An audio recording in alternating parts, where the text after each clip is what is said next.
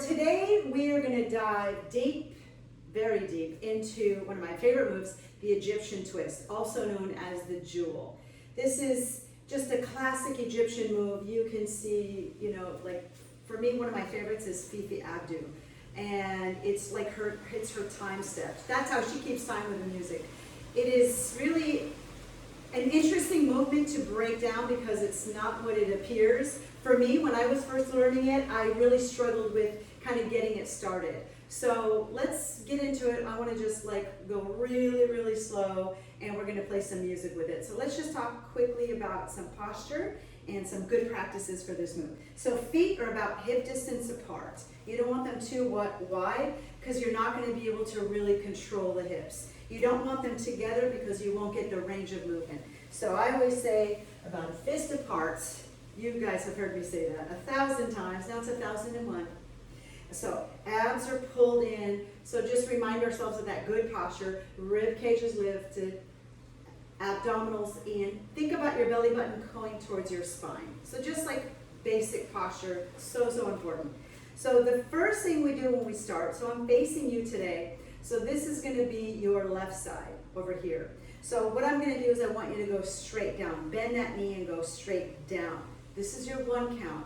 This is where you have to begin. If you go out to the side or you lift up and over, it's not going to work. Specifically for this movement, there's a lot of other movements that will work. So we're talking about the Egyptian twist. Go straight down. This is your one, right? Think about with that sensation. Take a moment. Think about what the muscles feel like. The left leg for you. The left leg is bent. The opposite leg is straight.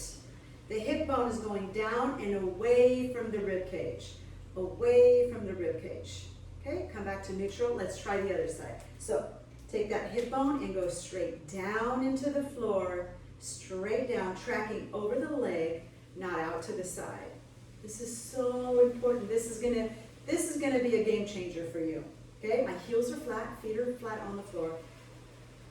Rib cage away from the hip bone. This leg is straight, this leg is bent. So I use my legs to help me find that stretch. Straight down. This is the one count. And this is the one count. Okay, so going straight down. Let's see what that looks like in the profile. So again, abs are in, and I go down on one side, and I bend that knee that I'm going down. The opposite leg is straight. Opposite side. Change, and change, and change. You'll notice that the upper body is isolated. So not a lot of movement going on up here. Find that just soft, relaxed Egyptian style here. Down and down, down, down, down. Find that stretch. Up, shake it out.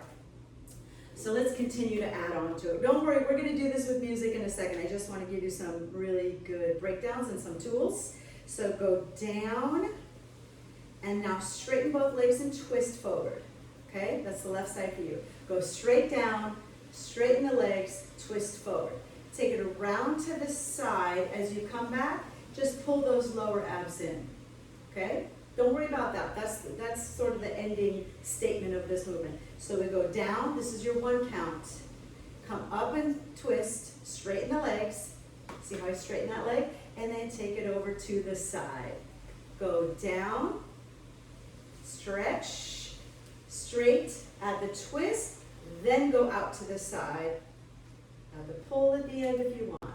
Down, straight, side, back. So you're drawing that figure eight and pull in. So my weight is still on this side, still on your left as you pull in. So I can lift that foot up if I want, but I want both feet planted. I want this as an earthy movement. A lot of variations with this one.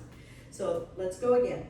Opposite side, down, straight, out to the side, add that twist, and then pull in while your weight is still on this side. And then shift over. So you can also see that there's a variation of this horizontal figure eight. Okay, but what we're doing is we're dropping down in the front on that first count. Down, then the figure eight. Down, then the figure eight. This is the one count. If you get nothing else, just get that one stretch in the beginning. So important. In, down, and in. And as I pull back, and I start that little pull in, guess what happens? This foot really really wants to lift up, because this makes it a little bit easier, okay, lifting the heels up and down. That's just a little bit of a different move. What I like about the heels and the feet planted heavy is it creates a sense of earthiness, and it sort of forces me to use all my muscles. So I'm not using my legs or my bones. I'm really getting in from the stretch. Stretch, side, pull. I can only go as far as my muscles allow me, and then I get into that stretch.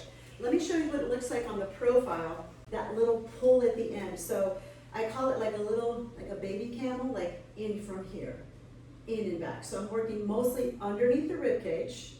It's just a small movement in, pull the abs in, pull it in, suck it in, and release. And as you release that tailbone, that's the transition. So let me show you from the side. Starting on this side, I'm gonna go straight down, bend one side, straighten the other, straighten both, add a twist, take it out to the side, take it back, and pull in.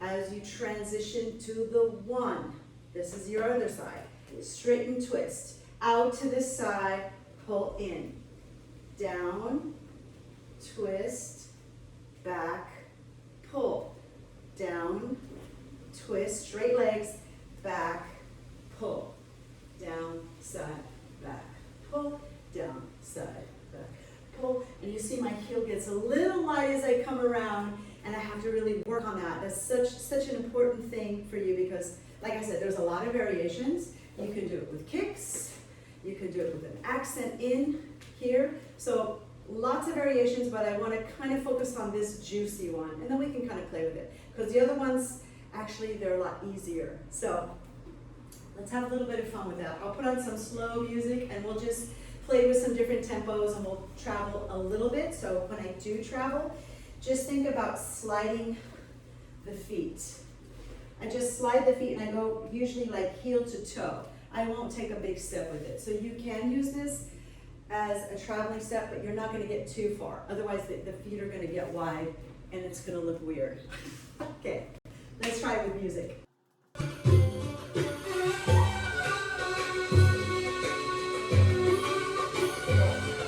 Straight down, twist, back, pull. Straight down, straight and twist, out to the side, pull. Down, twist, back, pull. Let's smooth it out. Nice and slow. Down, and pull. Straight down, pull, down, pull, down, pull, down, pull, down, pull, down, pull. Let's go a little faster.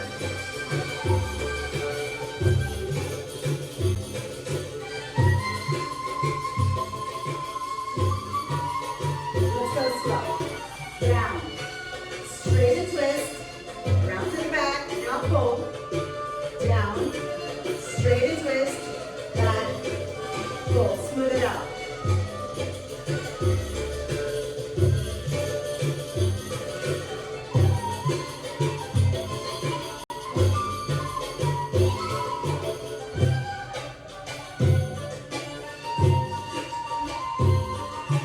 Down, a little faster.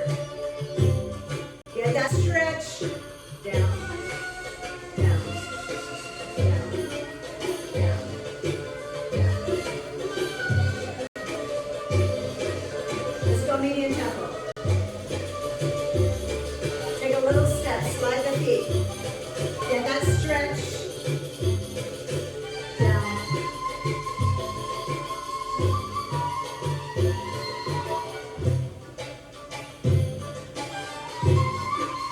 All right, let's go slow again. Down, twist, back, pulling a lot. Down, twist, straight the legs, back, and pull. Smooth it out. Let those arms float.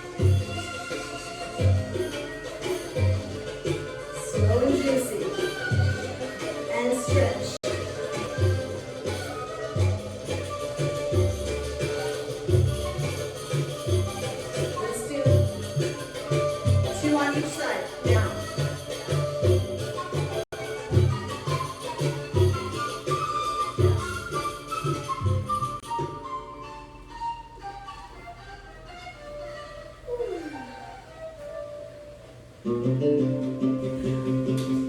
I hope this really helped you, this breakdown. I got so many questions about this move. I got a lot of messages last week about this one, so I decided let's jump in and go back to our basics of drills and working slowly. So I want you to look up Fifi Abdu. Watch how she uses this step. And it's such a juicy, like, she's so free and she's so loose with her body.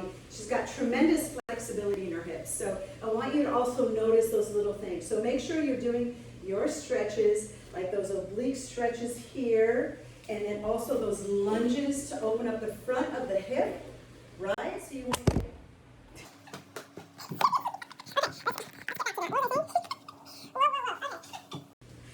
back to those lunges. So with these lunges, it opens up the front of the hip, right? So you get that space. Let me do the other side. Ah, it feels so good. So I'm getting that space in the front of the hip. Why do I need that? Because I want to do this. I need to have that flexibility in my body.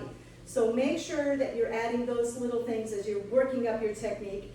And the best advice is to go slow and watch yourself in the mirror. If you don't have a mirror, film yourself, and hopefully your camera is not falling over. So video is also a great tool. The mirror is a great tool. And then once you get into that, you've got to remember how it feels in the body. What are those muscles? When you do that one count, one leg is straight, one leg is bent. So, so, so important to get that one count. I keep reiterating that, but it's so important. I hope these tips were helpful. And if you like what you're seeing, go ahead and hit the subscribe button somewhere, anywhere, and tell a friend.